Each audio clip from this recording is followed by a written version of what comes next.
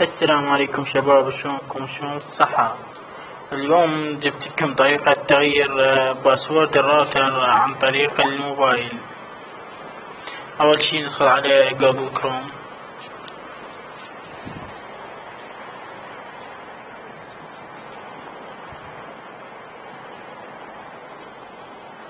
طبعا تكتب الرمز مال الراوتر.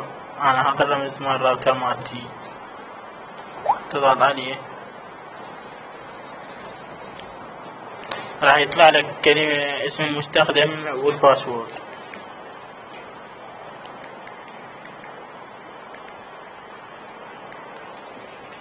اسم المستخدم مالتي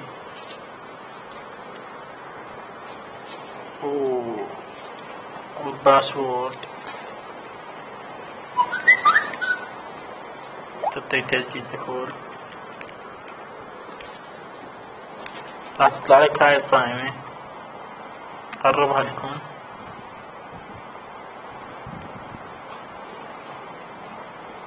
طلعت لك هاي القائمة، تضغط على ويلز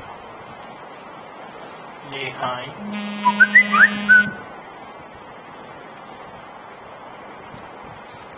طلعت لك هاي القائمة اللي عليها باللون الأبيض، تضغط على هاي وير سكيورتي.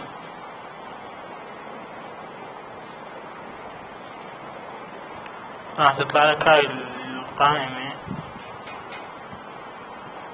هذا الباسورد مالتك القديم، راح تمسحه،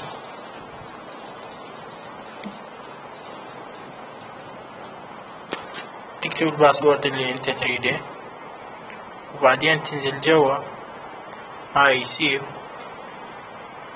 تضغط عليها، راح يحفظ عندك الباسورد الجديد. ولا تنسوا الاشتراك في القناة. مع تحياتي.